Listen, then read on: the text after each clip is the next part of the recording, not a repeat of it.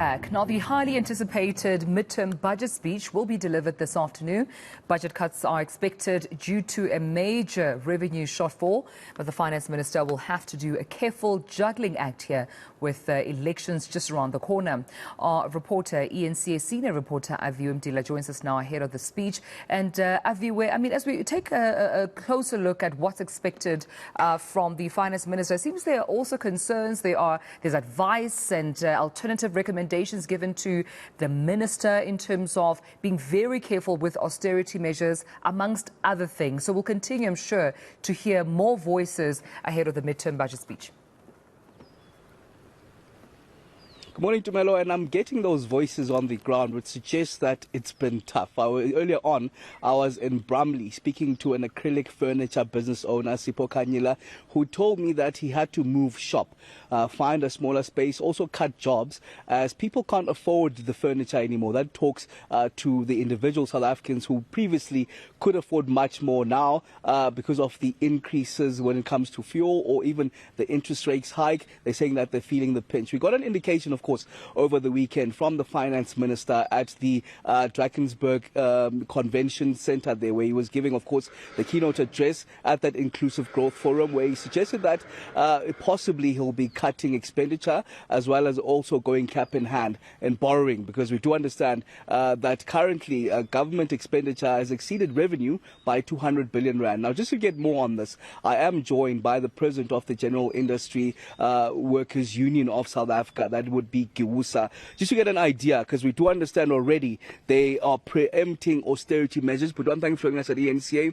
But what have you heard? What's concerning you ahead of the budget today?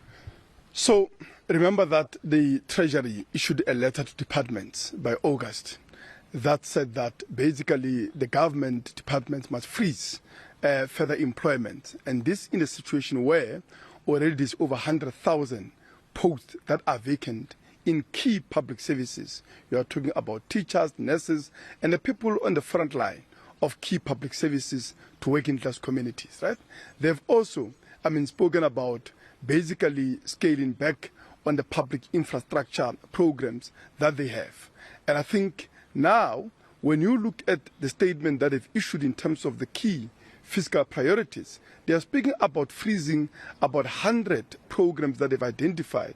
And in addition to that, they want to now increase VAT, possibly, as well as freeze the wages of the public servants. And we are absolutely opposed to that. We think that is shifting and offloading the burden of the economic and the fiscal crisis of their own making on the shoulders of the working class and the poor. But government saying clearly it doesn't have money. It's caught between a rock and a hard place. And if it continues on this trajectory, by March, we could see a government that doesn't have money completely, would have run out of money in South Africa. Where are you expecting them then to meet some of your demands in increasing wages for your workers, for example? The fiscal policies, including the budget of government, is operationalization of their entire neoliberal macroeconomic policy framework.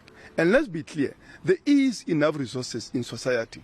What the government has chosen to do was, over the whole period of the post-1994, steadily but rapidly decrease the corporate tax. Under apartheid, it was somewhere like 52%, right? Under Mandela, it went down to about 30%. And of course, this government has been reducing it year after year. It was 28% last year. They've cut that very same corporate tax, that is tax on big business, to 27%. That has facilitated a massive transfer of wealth that I think should be, of course, taxed more and dedicated to public services. That's one. Two, there is massive, surplus capital in the stock exchange that at the present moment is going to speculations. Under apartheid, government could actually, borrow itself that money, directing it into low interest borrowing by the state in order to channel it to social development. We argue that they need to expropriate that surplus that amount to hundreds of billions that big corporations are actually holding at the moment and is going into speculative investment that is creating bubbles in the, in all sorts of sectors, including the property markets and all those things that are only contributing, by the way, to a rising cost of living. The working class in this country is not coping. And we are saying that government must be bailing out millions of working class people instead of the millionaires. And what they've been doing is the opposite. The levels of poverty, of unemployment, and of course the collapse in the public service is the worst onslaught on the working class and the poor, because this is an attack on their living and of course their social wage. And in your ideal world, what would you like to hear from Finance Minister Godongwana come 2 o'clock then that will deal especially with the working class?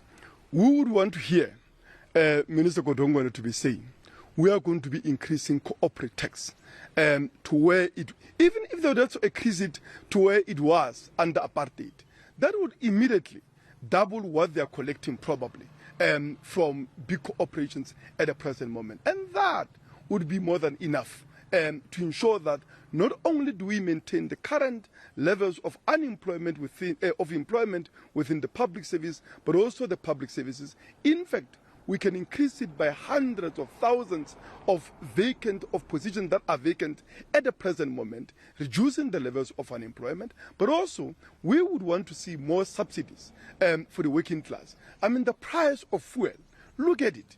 It has created one of the most catastrophic situations for the masses, because it's not only the people who are driving cars, but because fuel, electricity tariffs, and other energy costs are a major input into food production, and that is the reason that we've been having a skyrocketing prices of food and other basic essentials for the working class. The public services in this country, which were supposed to be alleviating the poverty and also improving the quality of life of the working class, are actually worsening the situation. I mean, look at electricity, look at energy. How many working class families have to make a choice between paying for electricity bills, paying for water bills, paying for, collections of sanitations and all those things and so on. I mean, of rubbish and so on and so on. And of course, choosing between that on the one hand and paying for food. We have a situation in the most industrialized country in this continent where mothers are committing suicide, killing their own children because they are starving and they can't bear to see them hungry. And when you look at the programs that government want to close, if you look at what they mean, in many rural areas where there is barely any industrial activity taking place, lots of these programs are the only thing that are, of course, standing between a complete starvation and hunger, and of course, the survival that many of the working class people are undergoing. And when the government therefore issue a directive to provincial governments to say they have to cut on the relief measures, that is on many social grants to working class people to make up for what they call unplanned salary increase in the public service.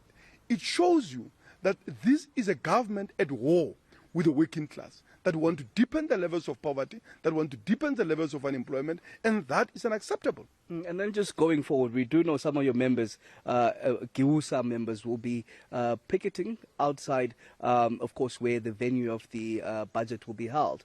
What's the way forward then, should you not get all the measures that you're hoping to hear from the minister? The GIWUSA has raised issue with SAFTU. We've also put a resolution at the Gauteng Shop Steward Council that took place to say we need a campaign on this. And I think because it's not just about the fact that the wages of public servants are going to be frozen, it's about the fact that the social relief, the conditions of the poor, the cost of living crisis is going to increase. We want the working class to come together as workers, as communities, as young people, people fighting in the struggles for housing and all of that, to come with a campaign of rolling mass action to push and to ensure that the government makes the millionaires who have created this crisis to pay, and not the millions of working class people who are not having that.